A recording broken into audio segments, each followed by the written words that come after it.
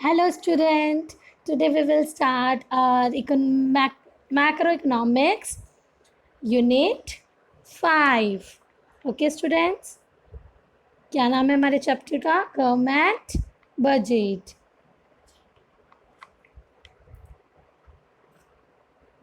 क्या समझ में आता है गवर्नमेंट बजट से? आप लोग को कुछ तो समझ में आ रहा होगा इस बजट से क्या होता है. चलिए पहले सिंपल टर्म्स में देखते हैं. आप लोगों का जैसे हम लोग अपने फैमिली बजट, हमारा बजट इतना है, इससे ज़्यादा हम खर्चा नहीं कर सकते, बोलते हैं कि नहीं. बजट मतलब कि भाई मैं हमारा बजट इतना ही है, हम इससे ज़्यादा नहीं खर्चा कर सकते. घर हमको 20 लाख से ऊपर नहीं खरीदना. यही होता है ना जब बजट मतलब. अच्छा ठीक. और गवर्नमेंट मतलब गवर्नमेंट कौन है? गवर्नमेंट जो हमने चुना है, फॉर द पीपल. यस, हम लोगों के लिए जो है हमने बनाया है गवर्नमेंट. तो गवर्नमेंट बजट मतलब क्या होता है? Government budget is the annual statement showing items wise estimate of all receipts and payment during a fiscal year. क्या बोल रहा है? It shows the annual statement of an estimate. Estimate मतलब जो प्लान है आने के लिए, हो सकता है, ठीक, of all the receipts and payment, जो मिलेगा और जो मुझे पे करना है during the fiscal year. Fiscal year मतलब 1 अप्रैल से 31 मार्च. फिस्कल ईयर का मतलब क्या होता है? 1 अप्रैल से 31 मार्च. तो एक साल की बात कर रहे हैं, ठीक है. तो फिर से बताती हूँ बेटे students. Government budget is the annual statement showing item wise estimates of all receipts and payment during a fiscal year. Okay, अब आगे देखते हैं. First of all, I'll want to tell you that what are the topics we will learn in this video. Introduction, meaning of government budget, objectives, components, and what is revenue receipts and capital receipts. Okay. Student, actually, government means कौन सी government? Definitely budget of central government issues, yes, or we can say union budget. ठीक है. In India, student, budget is presented in parliament on such a day president ने direct. पहली बात तो क्या बोल रही हूँ मैं कि बजट तभी प्रेजेंट होता है पार्लियामेंट में जब प्रेसिडेंट बोलता है. प्रेसिडेंट बोलता है कि ऐसे करना है तो ऐसे करना है. जैसे ठीक है. तो अभी बजट हमारे इंडिया में कब शो होता है? कब शो होता है स्टूडेंट, पता है? 1 फरवरी. कब होता है? 1 फरवरी. और एक चीज़ और बताना चाहूँगी, the receipts and payment shown in the budget are not the actual figure. Student, ऊपर भी मैंने एस्टिमेट यूज़ किया था और यहाँ भी वही बोल रही हूँ कि not are the actual figures, they are the estimate value for the coming fiscal year. Coming fiscal year ना, बजट मतलब क्या था? आने वाले साल में कितना रिसिप्ट हो सकता है, कितना पे करना है. ठीक है, चलिए आगे देखते हैं concepts of government budget. 1 February is a well-known date in India when finance minister present annual budget of the government for its approval by parliament. ये पार्लियामेंट की स्पेलिंग को देख लीजिएगा स्टूडेंट. पार्लियामेंट कौन है अभी हमारे? निर्मला सीतारमण. ठीक है, कौन है finance minister? Yes. The budget unfolds. देखिए इसके अंदर क्या पढ़ते हैं हम लोग? बजट अनफोल्ड मतलब अब भाई हमें आने वाले साल के लिए बनाना है, तो हमारा जो पिछला साल चला गया उसको देख के ही तो बनाएंगे कि कितनी रिसिप्ट्स हो सकती है, कितने पेमेंट हो सकते हैं. जो एस्टिमेट है, प्लान है, हम सोच रहे हैं, हो सकता है. ठीक. The financial performance of the government over the past 1 year and the financial program and policies of the government for the next 1 year जो होने वाले हैं. The program and policies of the government as presented in the budget are known as budgetary policy. जो भी policies और programme बनती है government के बजट में उसे बजटरी पॉलिसी बोलते हैं या उसे फिस्कल पॉलिसी भी बोलते हैं. इसके दो ही एस्पेक्ट्स हैं. क्या? देखिए रिवेन्यू की स्पेलिंग में भी थोड़ा प्रॉब्लम है स्टूडेंट, देख लीजिए. एक रिवेन्यू एस्पेक्ट्स एंड दूसरा एक्सपेंडिचर एस्पेक्ट्स. मतलब रिवेन्यू एक्सपेक्ट्स मतलब रिवेन्यू क्या हो सकता है? इनकम. एक्सपेंडिचर एक्सपेक्ट्स मतलब पेमेंट. लेकिन इसके अंदर भी हम बहुत सारी पढ़ेंगे. जैसे रिसिप्ट्स के अंदर पढ़ेंगे रिवेन्यू रिसिप्ट्स और कैपिटल रिसिप्ट्स. अब पेमेंट के अंदर पढ़ेंगे, एक्सपेंडिचर के अंदर पढ़ेंगे रिवेन्यू एक्सपेंडिचर और कैपिटल एक्सपेंडिचर. और आप लोगों ने 11th में और 12th में भी पढ़ा होगा रिवेन्यू और कैपिटल क्या होता है. नहीं पता तो अभी हम बजट में देखेंगे. ठीक है, आगे देखते हैं. What is mean by government budget? Meaning, A government budget is an annual financial statement showing item-wise estimates of expected revenue and anticipated expenditure during a fiscal year. ये मैं बता चुकी हूँ आपको, वही बोल रहा है. Government earn money broadly from taxes, fines, fees, interest on loan given to the states, dividend by public sector enterprise. अब जैसे फॉर एग्जांपल हम छत्तीसगढ़ के, ठीक है, हमारे छत्तीसगढ़ में पैसा कमाए तो क्या बोलते हैं, interest on given to the state. कौन दे रहा है, गवर्नमेंट. गवर्नमेंट मतलब सेंट्रल गवर्नमेंट डेफिनेटली, जो हमारी सेंट्रल बॉडी है, ठीक है. And dividend by public sector enterprises. Budget is also known as annual financial statement of the nation. देखिए बजट को ही हम क्या बोलते हैं, annual financial statement of the nation, ठीक है. A government budget is an annual financial statement which outline the estimated government expenditure and estimated, देखो एस्टिमेटेड या एक्सपेक्टेड गवर्नमेंट रिसिप्ट्स और revenue for the forthcoming fiscal year, जो आने वाला साल है उसके लिए. बजट ऐसा ही बनाएंगे हम कि हमेशा हम देखें कि हमारी कंट्री में प्रॉफिट हो, जीडीपी बढ़े. कभी भी ऐसा तो नहीं बनाएंगे जिससे कम हो. आगे देखते हैं. देखिए स्टूडेंट, गवर्नमेंट बजट के हम कैसे पढ़ेंगे. गवर्नमेंट बजट में हम पढ़ेंगे क्या, रिवेन्यू बजट और कैपिटल बजट. रिवेन्यू के अंदर पढ़ेंगे revenue receipts, revenue expenditure. Capital के अंदर पढ़ेंगे capital receipts, capital expenditure. Revenue receipts के अंदर पढ़ेंगे tax revenue, non tax revenue, जहाँ से इनकम हो रही. तो टैक्स, नॉन टैक्स मतलब क्या होता है, जिसमें हम टैक्स नहीं देते फिर भी गवर्नमेंट को, जैसे तुम गाड़ी चलाते हो ठोक देते हो ना, चालान काटती है पुलिस, तो ये क्या है, ये क्या है, ये नॉन टैक्स रिवेन्यू है. पहले से डिसाइडेड नहीं है. यस, फीस, फाइन लग गया, जाके तुमने सिग्नल तोड़ दी तो क्या लग गया, फाइन. तो ये तो टैक्स नहीं है. तो ये क्या है, नॉन टैक्स रेवेन्यू. किसके खाते में जाते हैं, गवर्नमेंट के. समझ में आ रहा है. टैक्स रेवेन्यू में क्या होते हैं, दो, डायरेक्ट टैक्स और इनडायरेक्ट टैक्स. ठीक है स्टूडेंट, आगे देखते हैं. Objectives of government budget. पहला देखते हैं reallocation of resource. Reallocation of resources मतलब क्या. रीएलोकेशन मतलब जैसे पहले क्या था, पहले देखो सब सेक्टर में, पहले एग्रीकल्चर सेक्टर में बहुत ज़्यादा फोकस था. धीरे धीरे देखिए हमारी कंट्री में सारे सेक्टर में फोकस होने लगा. तो क्या हो रहा है, इससे हम जो इन्वेस्टमेंट है वो ज़्यादा कर रहे हैं, एजुकेशन सेक्टर में ज़्यादा कर रहे हैं. क्यों, क्योंकि हमें पता है आगे के 10 साल बाद हमारा चेंज हो जाएगा. क्योंकि सब पीपल अगर एजुकेटेड हो जाएंगे तो हमारी कंट्री का जीडीपी बढ़ेगा. एजुकेटेड होगी, इंडस्ट्रीज़ होगी, टेक्नोलॉजीज़ होगी. समझने. तो रिसोर्सेज को रीएलोकेट करना, हर बार कुछ चेंज करना. जैसे अब हेल्थ सेक्टर में ज़्यादा है. अब देखिए इस हमारी ये पैंडेमिक सिचुएशन है, तो डेफिनेटली गवर्नमेंट का बजट इस बार बहुत ज़्यादा इन्वेस्टमेंट कहाँ हो रहा है, बट इन्वेस्टमेंट नहीं बोल सकते, बहुत ज़्यादा एक्सपेंडिचर कहाँ हो रहा है.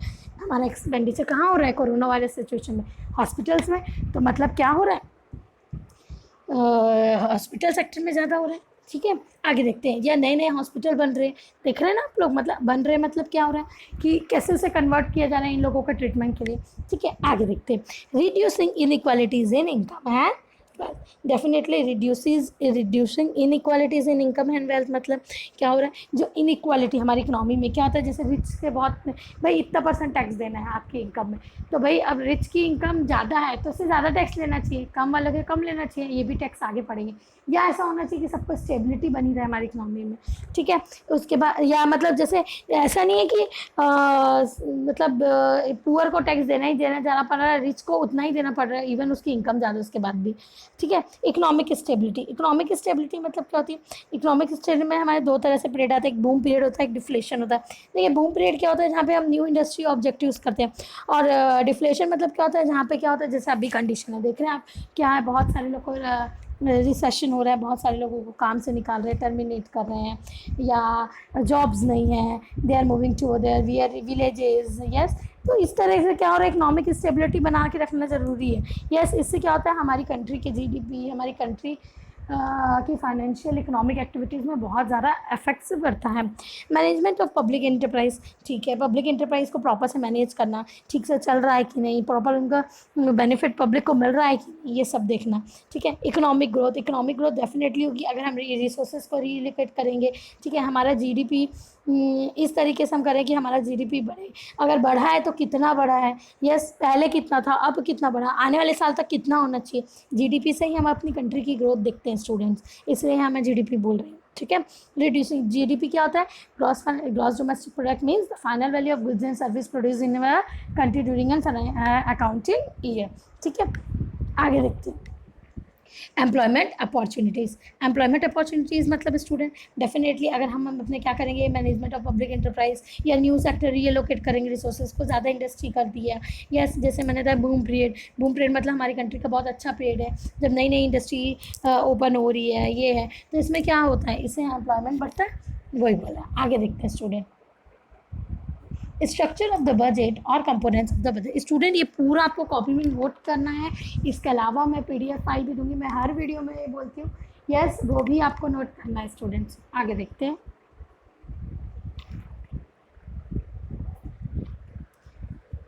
कंपोनेंट्स ऑफ बजट मतलब स्ट्रक्चर ऑफ बजट और कंपोनेंट्स ऑफ बजट। देखिए मैंने अभी बताया अपन को, आप लोगों को, अपन आगे भी पढ़े क्या कि बजट के अंदर क्या आता है, रिसिप्ट्स और एक्सपेंडिचर। रिसिप्ट्स में दो तरह की रिसिप्ट्स आती है, एक रिवेन्यू एक कैपिटल। वैसे एक्सपेंडिचर में दो तरह का आता है, एक रिवेन्यू एक कैपिटल एक्सपेंडिचर। आगे स्टूडेंट देखिए यहाँ पे बजट रिसिप्ट्स और बजट एक्सपेंडिचर हम इस चैप्टर में पढ़ेंगे। चलिए पहले क्या देखते हैं, पहले डेफिनेटली पैसा मिल रहा है उसकी बात कर लेते हैं, ठीक है। पहले एक्सपेंडिचर की बात करें, दिमाग है ना खराब हो जाएगा, खराब हो जाएगा मतलब अरे इतने खर्चे हैं ना इसलिए स्टूडेंट पहले रिसिप्ट पढ़ लेते हैं, बजट रिसिप्ट्स। बजट रिसिप्ट्स में फर्स्ट देखते हैं revenue receipts. Revenue receipts can be defined as those receipts which neither create any liability nor any reduction in the assets of the government. ये ऐसे receipts है जिससे हमारी लायबिलिटी असेट में कोई फ़र्क नहीं पड़ता, ना कि हमारी लायबिलिटी मतलब क्या होता है, जो बाहर हम लोग को पे करना है, ठीक है, हमारा कर्जा जो हमें देना है, यस, और असेट्स मतलब जो हमारी पूंजी है, यस, द इन्वेस्टमेंट एक्चुअली हम लोग बोल सकते हैं जो हमारा एसेट है, ठीक है।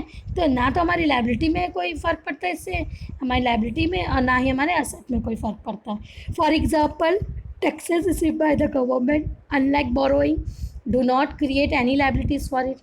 Taxes received by the government, revenue receipts छोटे छोटे टैक्स मिलते ही रहते हैं, वो बोल रहे हैं, ठीक है। आगे देखते हैं कैपिटल रिसिप्ट्स। कैपिटल रिसिप्ट्स क्या होता है, capital receipts refers to those receipts which either create any liability or cause a reduction in the assets, they are non recurring and non routine in nature. देखिए capital receipts वो receipts होती है जो या तो हमारी लायबिलिटी, जैसे capital receipts मतलब जो रिसिप्ट्स हुई जो या तो हमारी लायबिलिटी बढ़ा देती है, क्रिएट अ लायबिलिटी, और या हमारे असेट्स को कम कर देती है, cause a reduction in asset, yes, ठीक है। तो आई होप कि समझ में आएगा रिवेन्यू रिसिप्ट्स और कैपिटल रिसिप्ट्स। आगे पढ़ते हैं, देखिए फ्लो चार्ट देखिए, सबसे पहले हम बजट रिसिप्ट्स पढ़ रहे हैं, उसके अंदर हम दो पढ़ रहे हैं, रिवेन्यू और कैपिटल। रिवेन्यू में आगे मैं आप लोग को बताऊंगी, वहाँ टैक्स रिवेन्यू और नॉन टैक्स रिवेन्यू पढ़ेंगे। टैक्स रिवेन्यू में आता है डायरेक्ट इनडायरेक्ट, ये सब मैं पढ़ा दूंगी आगे, आप फिर स्लाइड पीछे करके देखिएगा, ये तो शायद और ज़्यादा क्लियर हो जाए। देखिए अभी हम लोग कैपिटल रिवेन्यू तक पहुँच गए, ठीक है। टैक्स में आते हैं दो तरह के टैक्स, एक जो डायरेक्ट एक इनडायरेक्ट, लेकिन हमारे कोर्स में हम लोग 3 तरह के पढ़ेंगे, प्रोग्रेसिव तरीके, वैल्यू एडेड इन स्पेसिफिक और एक और, ठीक है। देखिए उसके बाद नॉन टैक्स में मैंने बताया, जैसे देखो fee and fine, external grants कोई दान कर दिया, स्पेशल असेसमेंट, कोई अचानक से स्पेशल असेसमेंट टैक्स में हो गया वो, ठीक है। Profit and dividend, interest receipts, ये सब नॉन टैक्स रिसिप्ट्स है, ठीक है। और कैपिटल रिसिप्ट्स क्या होती है, जो बार बार नहीं होती है, नॉन रिकरिंग और in nature.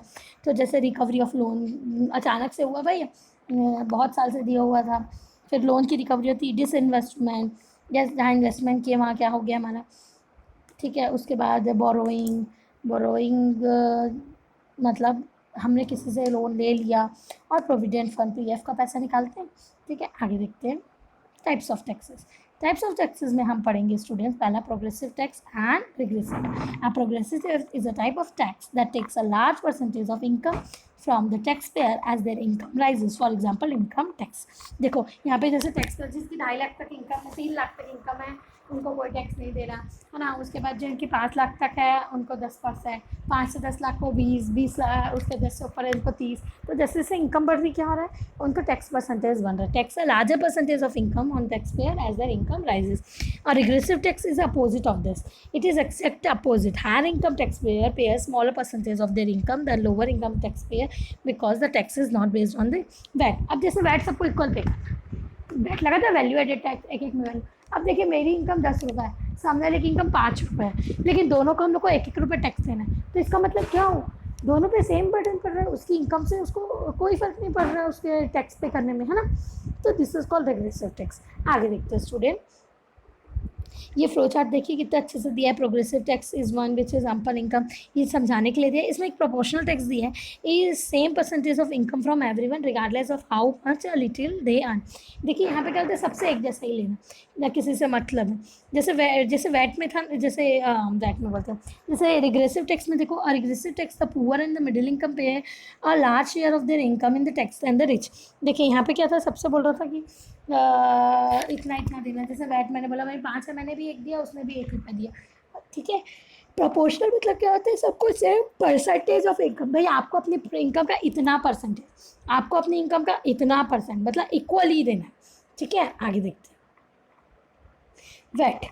Second types of tax है value added tax and specific tax. Value added tax is a type of tax that is charged by the government on the sale of services and goods to the consumer. Definitely her step के बाद, जैसे पहले किसान ने बनाया, फिर वो वहाँ से इंडस्ट्री में गया तो वैल्यू एड हुई, फिर इंडस्ट्री से उसका प्रोसेस हुआ, फिर वैल्यू एड हुई, फिर प्रोसेस के बाद फिर एक स्टेप हुआ पैकिंग, फिर वैल्यू एडेड हुई। इस तरह से ऐड होते होते उसका फाइनल तक पहुँचते तक भी फाइनल प्राइस निकल जाता था, ठीक है। सेल ऑफ गुड्स, जब तक सेल नहीं हुआ तो उस तरह से क्या होती थी, वैल्यू एड होती थी, और उस पूरी एडेड वैल्यू को क्या है हम लोग बोल देते थे वैल्यू एडेड टैक्स, ठीक है। goods and service to the consumer. VAT is paid by the producer of service and goods, but is finally imposed on the consumer who purchase the services and goods when they pay for it. या इसका दूसरा definition देखते हैं। Value added is the difference between the price of the products or services and the cost of producing it. समझ में आ रहा है कि उसकी कितनी थी और कितनी हो गई प्रोड्यूस होने के बाद, ठीक है। The price is determined by what the consumer are willing to pay based on the perceived value. Value is added and created in different way. मैंने बताया कैसे वैल्यू ऐड हो रही है। The addition of value can increase either the product's price और value. देखिए या तो ये समझ में आ रहा है, जैसे कि मैं आप लोग को वैट लगा था ना, तो नहीं, जैसे वैल्यू एडेड टैक्स में ये बोल सकती हूँ कि it is added at the various stage of production. हम लोग नेशनल इनकम में पढ़े थे ना, कैसे वैल्यू एडेड मेथड से निकालते हैं हर step by step stage of production में, ठीक है। या हम बोल सकते हैं कि difference between value of output and value of intermediate consumption, दोनों के बीच का जो डिफरेंस है ना वो वैट है। समझ में आ रहा है। GST is an important form of value added. GST is one tax, ये important form, वैट को हटाकर GST लाएंगे ना, तो GST वन टैक्स पॉलिसी हमारी लाई गई, तो GST is an important form of value added tax बोल सकते हैं, ठीक है। स्टूडेंट मैंने स्पेसिफिक टैक्स यहाँ मेंशन नहीं किया, फिर भी आप लोग को बता देती हूँ कि स्पेसिफिक टैक्स इज़ जैसे हम पहला पढ़े ना रिग्रेसिव और progressive tax, types of tax के अंदर हमने पहला पढ़ा प्रोग्रेसिव रिग्रेसिव, सेकंड पढ़ रहे value added tax and specific tax. Specific tax मैं बता रही हूँ क्या होता है। When a tax is levied on a commodity on the basis of its unit size or weight is called specific. Specific tax जैसे कि पता है भैया कि 1 क्विंटल राइस है तो उसमें आपको इतना देना पड़ेगा, अगर 1 किलो है तो इतना देना। स्पेसिफिक टैक्स अकॉर्डिंग टू या तो उसकी वेट या उसकी यूनिट या उसकी क्वांटिटी, उसकी साइज़ देखकर आपको टैक्स देना पड़ता है, ठीक है। बस इतना ही ध्यान रखना है इसके लिए, ओके। अब आगे लास्ट से देखते हैं हम टाइप्स ऑफ टैक्स का। Third, direct tax and indirect tax. क्या होता है डायरेक्ट टैक्स? जो डायरेक्टली पे करते हैं, इनडायरेक्ट जो इनडायरेक्टली पे करते हैं। लेकिन एक्चुअली में क्या होता है student, a direct tax is paid by an individual or organisation to the entity that levied the tax. Direct tax include income tax, property tax, corporate tax, gift tax, VAT,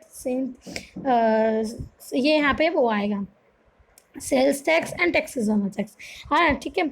और indirect tax मतलब, indirect tax is a tax or type of tax where the incidents and impact of taxation does not fall on the same entity. Indirect tax has the effect to raising the price of the products on which they are imposed. Custom duty, central excise services and tax, value added tax are the example of indirect tax. समझ में? फिर से बताती हूँ। देखिए direct tax is finally paid by the person on whom it is legally imposed, and indirect tax is a tax which is imposed on one person but it is paid by another. Yes, मतलब एक ही person को पे करना पड़ता है लेकिन कोई भी हो सकता है। और डायरेक्ट मतलब डायरेक्टली उसकी इनकम में होता है, जैसे इनकम टैक्स मैंने बोला, और इनडायरेक्ट जीएसटी जो हम पे कर रहे हैं, ठीक है। तो हम बोल सकते हैं कि direct tax are generally a progressive in nature, उसको अपनी इनकम प्रोग्रेसिव नेचर का, और इनडायरेक्ट को हम बोल सकते हैं रिग्रेसिव इन नेचर। बिल्कुल बोल सकते हैं स्टूडेंट। रिग्रेसिव मतलब मैंने बता चुकी हूँ क्या, real burden on the poor then the rich. Actually में जिसका बर्डन रिग्रेसिव मतलब क्या होता है, सब पे समान पड़ रहा है तो पुअर पे ज़्यादा बर्डन पड़ रहा है, रिच तो दे देंगे। यस, समझ में आ रहा है। उसके बाद एक और पॉइंट मैं आप लोग को और बताना चाहती हूँ डायरेक्ट टैक्स का। The burden of direct tax can not be shifted to another person और the in burden of indirect tax can be shifted to another person. हम पढ़ चुके हैं ना, क्योंकि इनडायरेक्टली पे कर रहे कोई भी पे कर देगा और डायरेक्ट जिसकी इनकम है उसी पे करना। ठीक है, आगे देखते हैं components of direct and indirect tax. Direct tax के क्या क्या कंपोनेंट्स हैं, कॉर्पोरेशन, इनडायरेक्ट इनकम, वैट। इनडायरेक्ट्स के वैट, CST, GST, ठीक है, सेंट्रल स्टेट टैक्स बोल रहे हैं, service tax, custom duty, excise duty etcetera.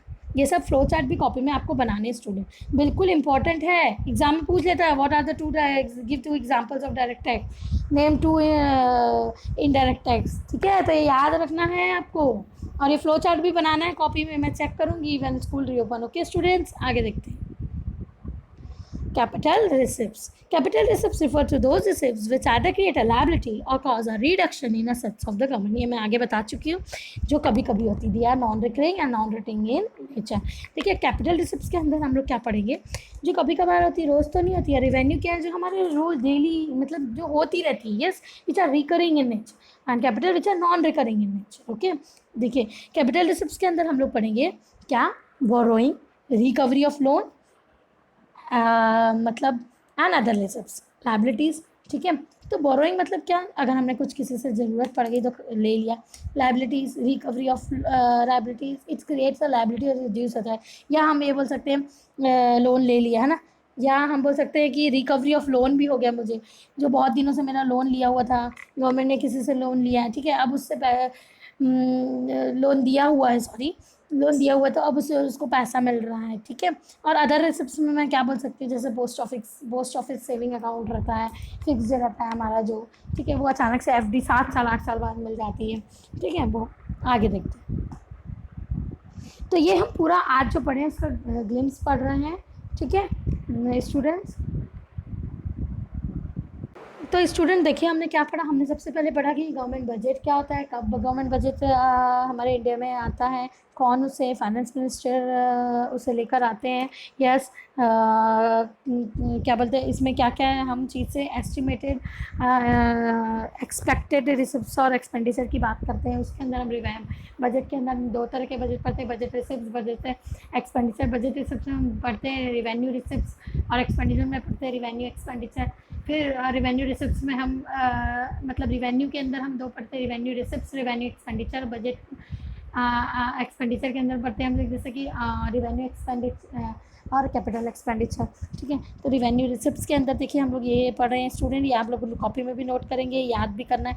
Capital expenditure में ये पढ़ेंगे, इनकी डेफिनेशन है वो भी आपको कॉपी में लिखनी है, जो मैंने लिखा के भेजा है। इसके अलावा मैं PDF फाइल भेजूँगी। ठीक है, ये पूरा फ्लो चार्ट कॉपी में बनाना है student. And this is and for today's video and I hope you all get all the points. Yes, I'll try to make the best explanation. Yes, and if you have any doubt you can ask me. Thank you student.